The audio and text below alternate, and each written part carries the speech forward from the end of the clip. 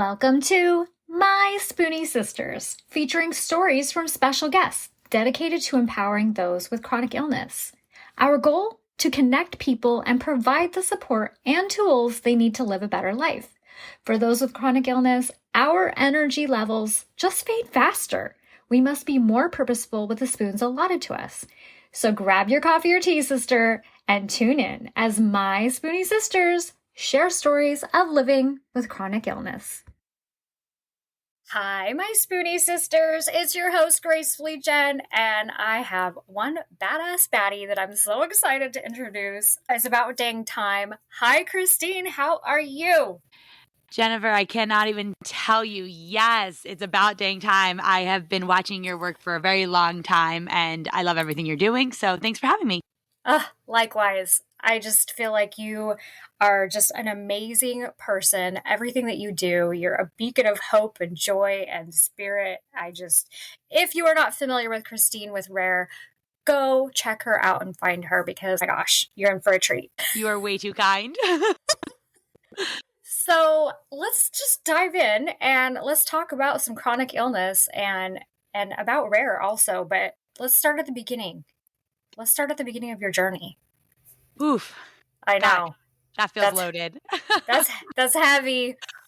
Yeah, that is heavy.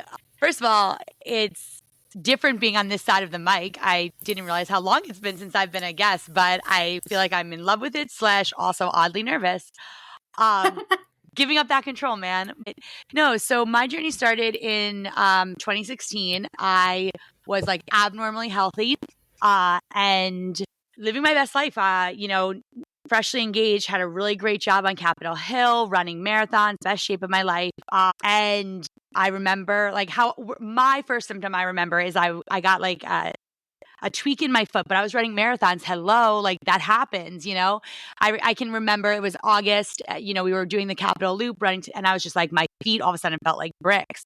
Little did I know that like that one symptom was like the start of this snowball. But when I say abnormally healthy as a kid, abnormally healthy, like used to want so bad to be sick, wanted to like stay home with my mom, but like never really even had strep throat, never broke a bone, like abnormally healthy. I was a gymnast, and so my flexibility and stuff was just an asset to me. It never seemed, like a problem.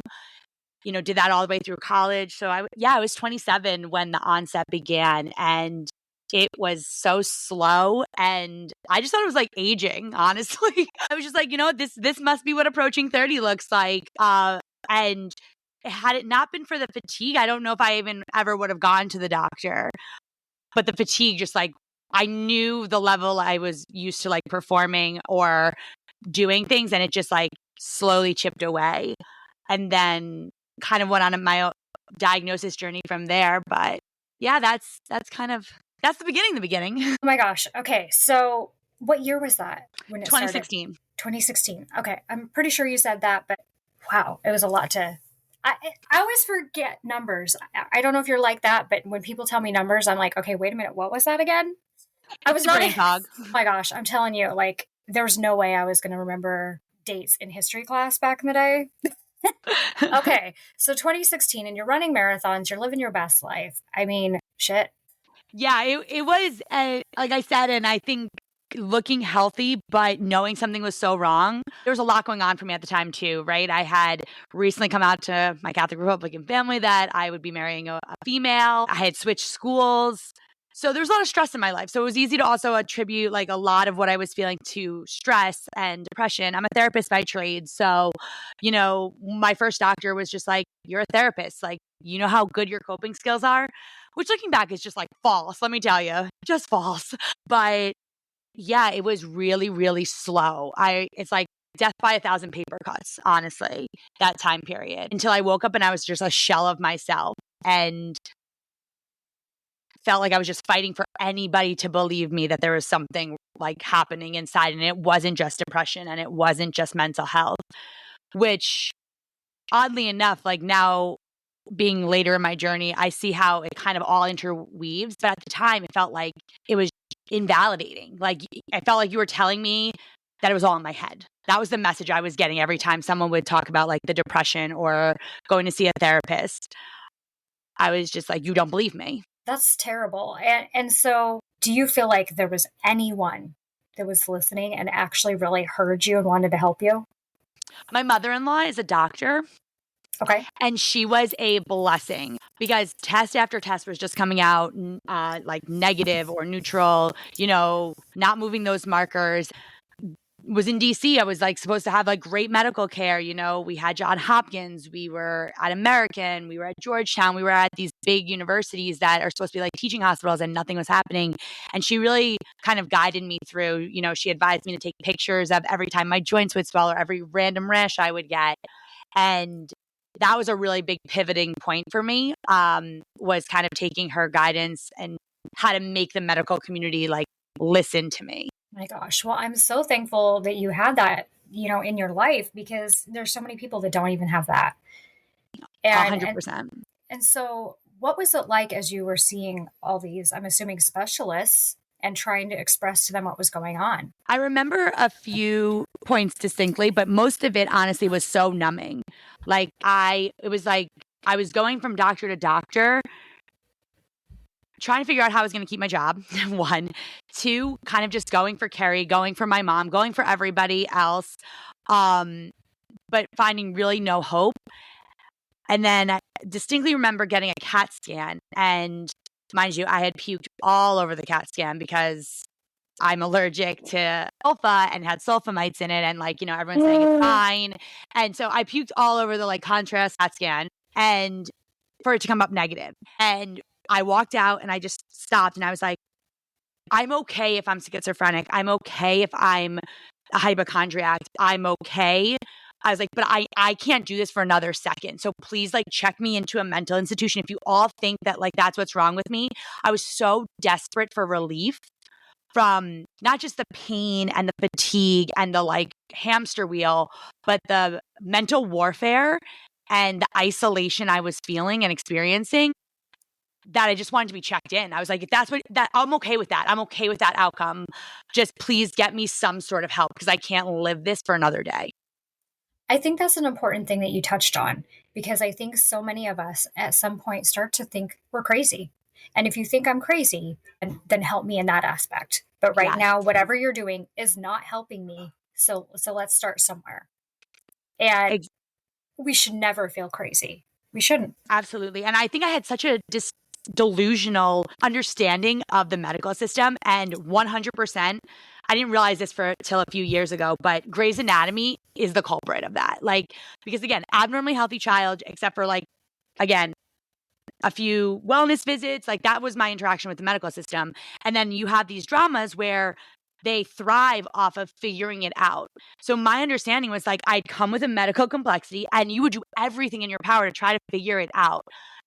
It never occurred to me that there was a space in which people push you away. They didn't want to deal with you. Essentially, if you weren't fit into this little box, we wanted, no one wanted the medical mystery. No one wanted this. And, it wasn't until I loved Grey's Anatomy. I still do, but I cannot watch it because I realized at some point during COVID, I was like, oh my God, the reason I have not been able to keep up with this is because I'm so traumatized from the medical system, and watching it just infuriated me. Watching, these fictional characters, and I'm well aware that they're fictional, but it was still my understanding of the medical system was, that you get sick, you get better, right? You fight something, you get better. It truly never occurred to me that you could wake up sick and never get better, that this existence was here. And that was probably the biggest internal mind shift I had to come up with was there's not going to be a pill. There's not going to be one treatment. There's not going to be something that fixes you. This is it. Welcome. Exactly. And I think I've touched on this with other people before, but I'm going to bring it up again. We grew up in an era and a time frame watching these TV shows, and it was a learned thing. We all assumed that you go to the doctor, they give you an answer, they give you a pill, they give you a treatment, they take a test, you're going to get better. It never occurred to us that they're not going to have an answer, that we're going to be complex, or that we're going to deal with gaslighting. It just never even occurred to us. And I even thought, okay, they're going to give me something and I'm going to live my normal life again. I'm going to do all the things again. Well, exactly like you said, we're taught that you get sick, you get better. Even cancer, right? Like there was 2 outcomes for cancer, in my opinion, before like being exposed to this world. There was, get cancer, fight like hell and live, get cancer, fight like hell and die. Like, and I know that sounds morbid, but that was truly how I thought of things, get strep throat, recover, take treatment, do as your doctor says. What do you do when you can do everything right? You can do what your doctor says and nothing gets better. Yeah, exactly. What do you do? And so that brings us to Rare. What did you do? What did I do? Gosh, this was, so we're talking 2016, 2017, a very different social media landscape. Yeah. There was nothing. Like when I tell you, I would type in whatever these like random things like small fiber neuropathy or whatever like thing they gave me. And I was getting just like nothing back. And that just perpetuated this feeling of loneliness, this like desperation for someone to understand, someone to be able to read something that felt like it was relatable. Like I needed some sort of hope. I needed something. And I couldn't find it anywhere. And so I kind of just in that moment was like, you know what? Okay, well, if it's not there, like how we got to fix that. And I tell this story a lot, so I apologize if anyone listening has heard it, but I didn't know what to do. Like when I came to my mind that like I call it like when I woke up and realized how bad like everything really was. I was like, that's when I like Googled and realized there was nothing to Google. And I was like, well, now what? Like I have 2 choices. I can go back into the depths of despair in which I'm just trying to survive and keep my job, or I can do something about it. Okay, cool. I'm going to do something. I don't know what though. Then about fast forward to like September of 2018, Carrie and I are in, another argument about a doctor, another just like miscommunication. And I can be a little sassy and No way. so no, not at all. But she really struggled with not being able to understand like you look healthy kind of thing. It was her first time exposed to any of this as well. And she didn't understand why I didn't want to go to the doctor again, all this stuff. And she made a comment essentially saying that like, but you don't look sick. Something sounded, it wasn't exactly that, but something, just like one of those buttons that are just like, fuck all the way off. One of the trigger phrases. Exactly. And at the time I was coaching swimming and diving at a DC high school. And so we had just done the gifts for the kids. And so I had those like Michael's iron-on letters. So I marched my butt upstairs, like pulled out my American Apparel black sweatshirt and just wrote, "This is Rare." Like, because like I felt like that was my way of getting back at her, being like, you so badly want to see something like is wrong here. I will plaster it all over. And midway down, walking down the stairs to present my, like, in my opinion, like win to this fight, like mic drop moment. I was like, oh my fucking God, if I could start the conversation, that's half the battle. If I could wear what's happening to me, I could open up this path to move forward and to explain that didn't feel so awkward or didn't feel like I was lying or didn't feel gaslighting. And so I knew in that moment exactly what I needed to do. I swear it was like the most enlightening moment. I was like, I got to start a clothing line. I got to find a way to start the conversation. And from there, I launched Rare 3 months after. So it was a whirlwind. Wow. So my big question is, did you win the conversation? Oh, in my mind, I completely won. I'm not sure in her mind, because that whole thing also just bought her, I mean, she's such a sport. She's such a blessing. She's always been so supportive, but did bring her a company she did not ask for, along with a disease she did not sign up for. But in my mind, I completely won. But it kind of just evolved from there. And, I started to share my story really authentically online. Again, another crazy part was never thinking that the hardest part was going to be people I knew watching it. That's a whole other, I guess, like topic. But people were just flooding my inbox, just kind of telling me like, oh my gosh, like I never, like I felt so alone. Thank you for sharing this. And I have almost every one of those DMs on my wall across in my studio, just to remind me of like why I started or why, and when I want to give up, because no one deserves to feel as alone as I did in those moments, or as anyone else who reached out to me in those moments did. And so it kind of just evolved from there. your story is like so many of us, because we've experienced something like you have, and we're like, you know what? Screw this. I'm not doing this alone anymore. I'm not doing this alone anymore, and I don't want anyone else to feel this way.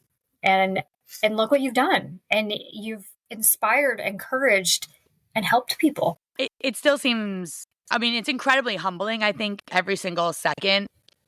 And I just never could have imagined. Like, I often say that this disease has given me so much more than it's taken. And trust me, it has taken a lot on the daily basis. But as the person I am, just the connections, the amazing humans, the ability to open up my eyes and really see just like the invisible struggles that are not there. A therapist by trade, think I'm pretty empathetic, but there's something about going through this that is, no pun intended, unlike any other, like it truly just highlights like the human resilience, and you don't know what anyone's going through, you don't know what it took for you to get to this podcast recording today, for me to get here. Like, there's a million things that happen, a million struggles, whether it's, something as small as you didn't get the ice cream you wanted, or, got into an argument with, one of your family members, or you're in excruciating pain. Everybody's going against something, and we can be there for each other without experiencing the exact same thing that the other person's experiencing.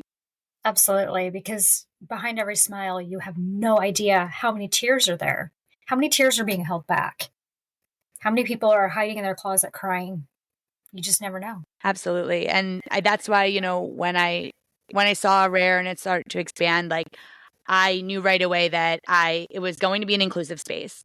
Yeah, like, if you identified as Rare, whatever that word meant for you, I was there for it. And I was going to always lead with kindness. And that, I didn't care what level of kindness like other people thought. It was like my level of kindness. And it was, one that I'm not going to pass judgment. I'm not going to pretend I know your struggle. I'm just going to see how I can show up for you, because who am I to judge your battle or what your perception of your experience is? And I think we do that a lot in this community. And I really try to set the example that, you can't, like, judging anybody else's experience based on yours is only robbing two people of their experience, first of all. And second, it doesn't matter what you think of somebody's experience. Like, their pain is real, their pain is valid, and you have no right to try to, invalidate that or try to come up with a solution for it, which is one of my big things. Is I think there's so many empathy misses that happen because we are so uncomfortable, or we don't know what to say, or we don't just know how to be like, how can I show up for you? Like, it's that simple. You don't have to fix everything that someone brings to you. And you don't have to also internalize like somebody else's struggle doesn't have nothing to do with your own.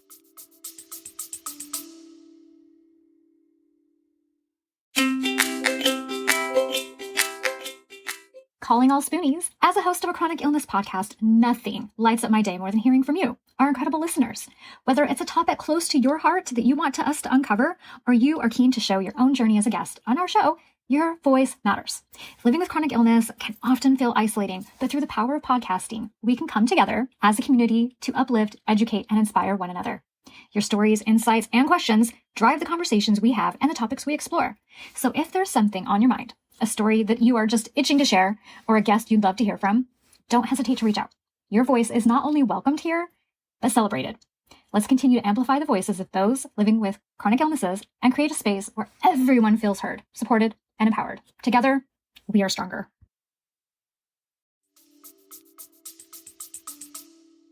Yeah, absolutely.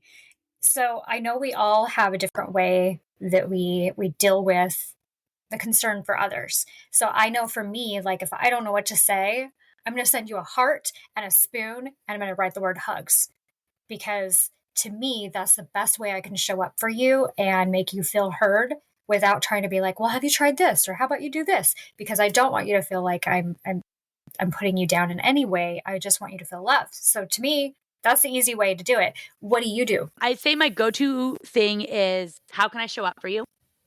And how can I help? How can I think those are probably my go-to kind of questions. I think that it's my job to show up for you, but I'm the way you need me to. I might have 101 remedies or, 101 therapy hacks that are great, but you know what? It's about you and what you need. And I think the hardest part for people is just showing up and being there for someone the way they need you to be there, not the way that you want to be there for them.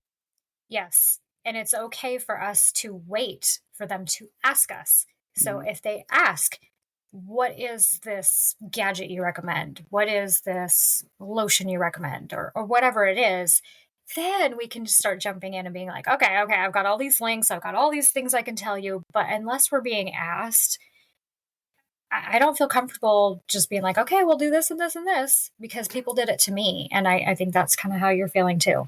Yeah, 100%. I think people think that there's a choice, right? Like there's a choice between doing the yoga or not doing the yoga, or there's a choice between there's so much that's like mindset, right? And mental health based, which is something that took me a really long time to understand was how much my mental health played in this. Because once I stopped needing like a doctor to validate my experience, I was able to really see just how much worse I was making it for myself, be it my mental health. My mental health just got so bad. My OCD just a whole new level. The depression, I say like, if I'm in a flare for, 7 days, I pretty much can pinpoint the day that it goes from flare to like depression or anxiety in which like I don't want to get out of bed because my phone will have 800 notifications or I just missed 4 days of life. How am I ever going to come back and like rebound from this and do all the things I have to do? And I'm very task oriented. And so there's so much, like I say, mental warfare when your body betrays you that happens. And if you don't work on that, not only are you hurting yourself, but I think that's like when you see a lot of the toxic things come out in our community, which is why for so long, I tried to not bring being a therapist into my platforms or to my brand because I never wanted anyone to think I knew what that, like I was in the line and the trenches and I stand by the fact that I am, but I'm trying to bring a little bit more of like the full journey that I've been on and into it because it is a huge part of who I am. And, whether I'm in the seat as a therapist or as a client to my therapist, it's a huge part that we don't talk about. And I think part of the reason we don't talk about it is because we get gaslit so often that like it's in our head or, it's just like something we can do, but it's not in our control. But I call it like the 10%. The 10% are in our control and taking back that power to be like, okay, when I journal, I feel better. When I am on top of my emotions, I feel better. When I am, eating correctly and walking, I feel better. That doesn't take away from anything else I'm experiencing, but those 10% do add up. And that was I think one of the hardest lessons for me was figuring out that there was not going to be a magic pill that gave me Kristine back, that gave me who I was back. It was going to be, an everyday fight for like these 10% to get as close as I could get to not even the old Kristine, just this version of Kristine that functions. Yeah. Okay, so my next question for you is what all does Rare encompass? Is it just clothing? I mean, I know the answer, but I want you to tell what all it is Rare. No, it is not just clothing. It is essentially I call it an apparel and accessory brand with a purpose, to start the conversation. So whether it be a sticker, a mug, a custom item, a t-shirt, piece of jewelry, I have like narrowed it down a little bit and like started to niche down a little bit. But it was really just my way of expressing. And it was, things that I found funny or punny, things that I couldn't get out verbally, but I wanted people to know. So like, there's a whole dad hat series that's like petty because like I just felt like everyone around me was being so petty or like humble, perspective. So it was kind of just like my way of interacting with the world, my way of expression. And it saved my life. I can honestly say that it saved my life. Just having something to pour myself into when I had nothing of myself left was life-saving. What are your 3 favorite things that you offer in your shop? Ooh. Okay. So I would say I always love like whatever like random tea like I've come up with. Like I'll always like save the third spot probably for like a rotating design. Like I have a really cute one now that says like you're not you when you're anxious or something that like is very in the moment for me that brings me some sort of like comfort by wearing. But I would say the whole greater than project, so it's like greater than sign with the rare underneath it, is probably absolute favorite. I love the I love the logo of that. I think I love that you can swap it out to put whatever you need in there. I love the pins because the pin cards like have that like affirmation thing for you to write it in. I love the whole project and how that exploded. So I would say that's probably like my number one favorite thing. And ooh, this is hard. I know, right? Ooh, If you want time to think, I can tell you mine. yeah, please. I'm like, wow, I'm over here like Rolodexing. Like, what do I even sell? Do I sell anything? I'm not sure. My gosh. Well, so I won a giveaway. And so for those of you that don't know, I won this giveaway and oh my gosh, you sent me like the biggest box of magical spoiling fun. And my favorite thing was the sweatshirt with the zebra on it. It's my favorite. And now, of course, it's summer. And so I'm like, oh my gosh, no, I can't wear it. It's too warm. And I'm like, okay, I can't wait for it to cool off again so I can wear it again. It's just so cute. And it fits perfectly. You were right. You didn't give me that little bit of time. And when you said sweatshirt, I was like, duh, Kristine. I would say the thing I'm definitely proudest of and would be my number two would be the accessible sweatshirt. So right around the time when I was starting IVIG, my aunt was diagnosed with cancer. And so we were kind of going through treatment together. And it's just such a degrading experience. Like Velcro drives me nuts. The smell of hospital, I can literally barf. Like I cannot handle. And also like I've always struggled with like body image. So like the whole like picking your arm and putting it underneath things so that like just the perfect roll comes out no matter how skinny you are is just like can send me into like a nightmare. So I really wanted to design something that again was going to be personal, that impactful. And so designing that every thread of the treatment accessible sweatshirt is probably something I'm most proud of.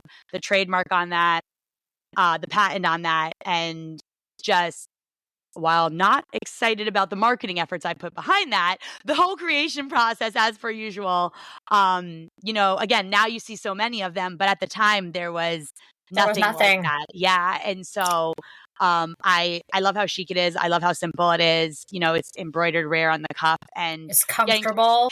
So I will say probably those would be like my top three, even though I know I kind of copped out on the third, but depending on the era I'm in, I can, it would be the graphic tee that goes in number three. Yeah, and I think that's kind of how we all are, right? We all kind of go in waves of what is our favorite, and it might be seasonally, it might be what's going on in our lives, and then we have that one thing we always go back to. It's a staple. And I have to say, what I also love about the shirts that I got from you is they're not made for twigs. They're made for women. They are made for people like us that have the curves and have maybe some rolls or whatever. It's comfortable. It fits right. It's not overly boxy, but it's not going to be so tight on my body that I feel like I can't be seen. And something that's really important to me is size inclusivity, extra, extra small, all the way through like 5X. One of the most frustrating things I think for me is like, your body type being like causing you to have to pay more. I just feel like it's one of those microaggressions that again just reminds you how like unworthy you are, or how, just a reminder like if you weren't this size, like this would be like, I don't know, I feel like it's like that subconscious thing. So it's really important to me that not only can you get every size that, from the full spectrum, but you're not going to get charged more. I'll take on that cost because that's really important for me that people feel seen, comfortable. Again, clothes that have a purpose behind them, fashion that matters. You should feel good in, what you're wearing. We feel crappy in our bodies every day. I don't want to do that like with, the clothes that I put out. So that's really, really important to me. And you should be able to find the sizes you want. I recently, I was trying to buy a t-shirt for my husband at the airport and I couldn't find his size. It's frustrating. The biggest size they have in the airport is a 2X and it's 100% cotton. So it's going to shrink. And my husband right now in anything 100% cotton needs a 3. It's just reality. And I was flabbergasted and I called him and I'm like, I really wanted to get you a t-shirt, but I can't find one anywhere. And so, well, I'm not bringing you anything back from Colorado. Yeah. And like I said, I feel like, there's so many small decisions that we make as creators, as brands that, people overlook. And for me, they're really important. That's where the Shop with Purpose came from, because I knew I wanted to give money back to, the research and the moving forward, because I was not going to be someone, this was my way of giving, like being in this community. I knew I was not going to be lobbying. I knew I wasn't going to be conferencing, I do a little bit more of that now, but still, like, I knew that wasn't me. And I wanted so I wanted to donate. And then I originally was donating to like a few places, and I was like, well, that's really like a whole brand based on like your voice. So that's where Shop with Purpose actually came from. Was I realized that if I wanted to give people a voice and allow them, the whole brand be about lifting other people and their voices up, I needed to allow them to choose where that 15% went. So that's where Shop Your Purpose came from, which is, there's a few ways you can get your organization on there, whether it be nominating or leaving it in the notes. But every time I just kind of keep adding these things, these organizations. And, at the end, you choose where you want that 15% to go. And if someone doesn't choose to choose, it gets split up. The 15% gets split up. So, we're constantly giving 15% of every order to the research and development of rare diseases. And sometimes, I'll put families in there depending on, how people get nominated. But it was really important to me, that like small detail, that it wasn't me being like, this is what I think is really important, so this is where your 15% is going to go. It's your choice, like you're shopping, this is your thing. So where do you want it to go? What's important to you? Because it's important to me if it's important to you. That's incredible. I didn't even know that was an option. See, I'm learning new things all the time, thanks to you. Okay, so we've talked about Rare. We've talked about you as a person. Tell us a little bit more about Cabana. Oof. Okay, so so I'm a mental wellness at Cabana. Things that, again, I could have never seen happening in my life. Another gift, honestly, from Rare, because it was not even my clinical skill set, although I'm sure they appreciate that too. But it was all the skills I learned from Rare that really kind of like made my application stand out. And so it's a mental health tech company, is trying to expand access to different populations for mental health in the form of moderated support groups. The founder's story, though, is all based on shared experience, which obviously is something that's very close to me.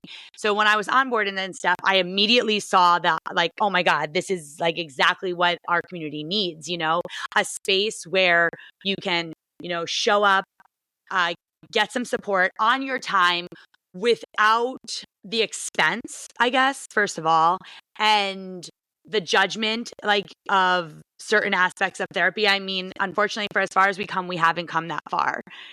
And so the platform, what I do there is I'm in head of all the clinical content, so like any of the group content, the content is all I can say. All the content on there is like under my department. And so, I early on, had been trying to kind of pitch like, hey, I want us to like consider this community. I want us to, try to make an impact in this way. And they know it's really important to me as well. And so recently, this Rare Disease Day, actually, they were like, okay, you have the green light. Like, you can bring on a beta of, rare disease community, and we're going to write a white paper, and we're going to try to get it approved by, insurances, so that it wouldn't be an expense to the rare disease community, because it's access, right? And then so like the tech part takes care of access, but then there's like the payment aspect of it, right? And who's paying for it? And that's constantly what I hear. And for me, one of the reasons that what's different, right, between like a social media and like a Cabana is, yes, there's Reddit, there's Clubhouse, there's, all these different spaces. But at times, depending on who's running them or who's not, running them, they can be very toxic. And how do we ensure that we're not perpetuating, right, more pain in our community? We're already all struggling, I don't want to do that. And that's one of the reasons why I really stopped showing up on Clubhouse, was because I felt like it would just, if I had someone moderating for me, it was like going all haywire. And, I was getting text messages left and right, and I couldn't be I couldn't be everywhere all the time and, deal with my stuff. And so the idea of this being like, moderated by a mental health professional in like a little bit of a safer space. And, we have some plans to also, not just mental health professionals, but also like spoonies and, some other fun things coming down the pike. But, I really just wanted to give, I guess, the access in a safe way that I feel like I would have benefited from had I maybe taken my mental health a little bit more seriously earlier in my journey, first of all. And second of all, like I was very fortunate. I say this all the time, like I was able to work all the way through. I stopped working February of 2020 was like and March 2020 is when everything went virtual. And I was at the time working at an elementary school therapist. And so I went like 1 month being like fun employed or unemployed, whatever we're calling it these days. But, and so I've been like, and then the world went sideways. Remote. Yes. And everything became accessible to us. And so I've been fortunate enough where like I could pay a $250 therapist bill. Like I was able to do that. My responsibility, like that's a blessing. But not everyone's able to do that. And I can tell you, probably a good 6 months of that was just a waste of money because I was such a like nightmare of a client because I wasn't truly ready yet to do that hard work. So a platform, I think like Cabana would have given me that shared experience, would have given me a little bit of taste of some mental health stuff, a vibe check here, it would have been an approachable way for me to, I think, start to approach these topics that I needed to figure out for myself. Because I say to everyone, the greatest gift you can give yourself is understanding your internal landscape, right? Like to have no internal blind spots, to truly accept every aspect of where you are,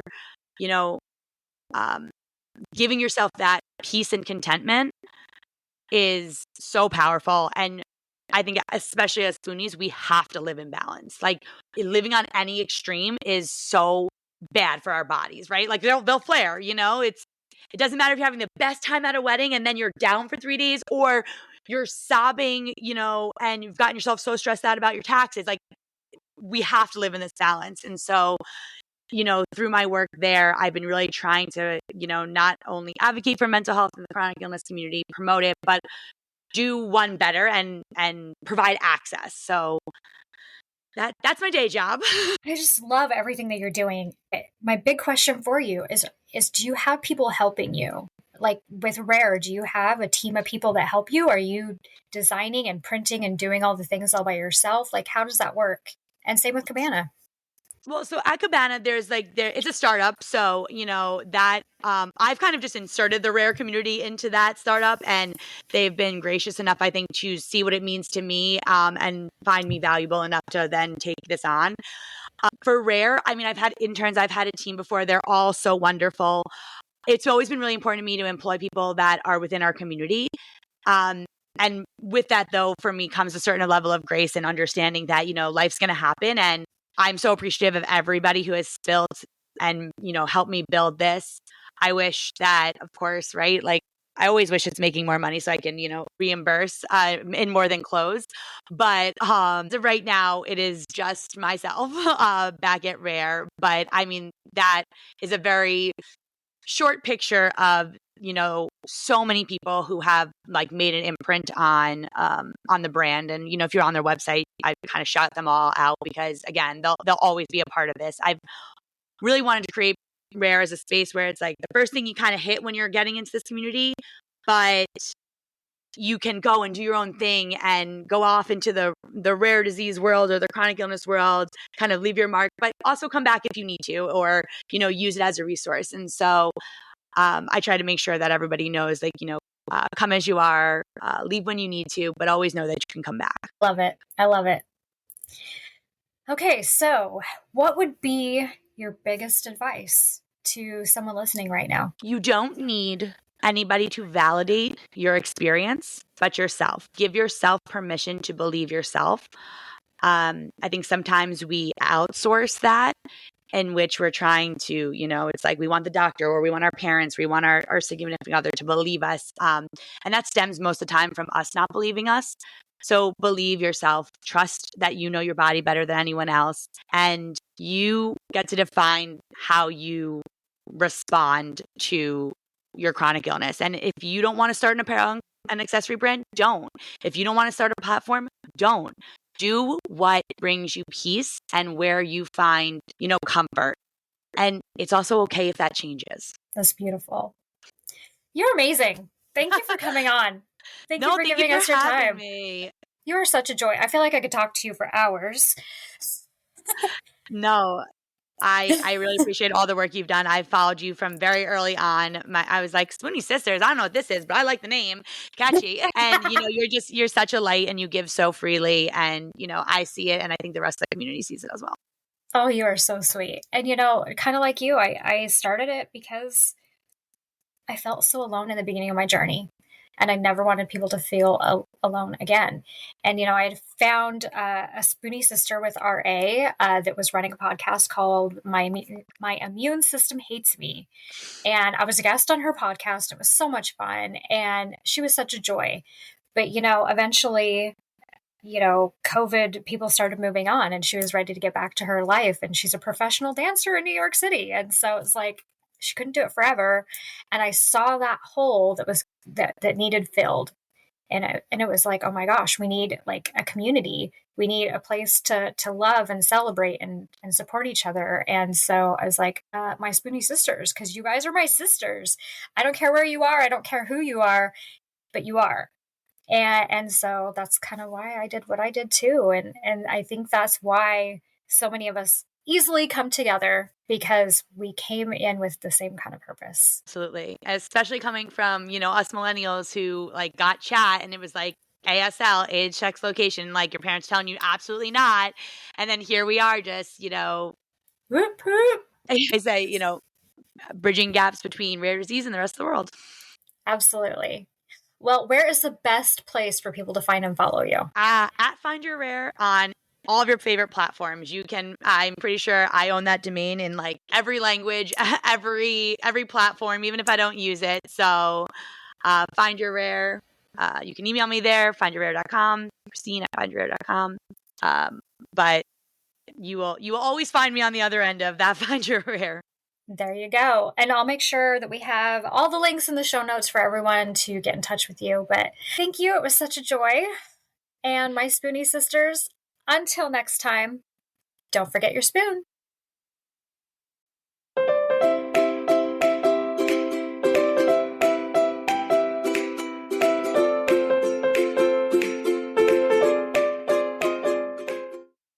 The information, opinions, and recommendations presented in this podcast are for general information only. Consult your own physician for any medical issues that you may be having. The information should not be taken as a replacement for medical, clinical, professional advice, diagnoses, or medical intervention. My Spoonie sisters and guests will not be held liable for any of the consequences of such action or inaction. Trigger warning. Some episodes may cover sensitive topics including, but not limited to, suicide, abuse, mental illness, and chronic disease. You are advised to refrain from listening if you are likely to be offended or adversely impacted by any of these topics. None of the guests or hosts will be responsible for your use of the information contained therein. Life is not merely to be alive, but to be well. Living a life with a chronic illness is best described with one word: unpredictable. Be Well's products are designed to make the unpredictable easier to deal with. Back when I was getting my infusions, I would have loved to have their adult zip hoodie. They even have one in pink. They also have everything from one-day pill holders to urgency buckets. So remember, they want to make your life a little easier. So be sure to check out Be Well.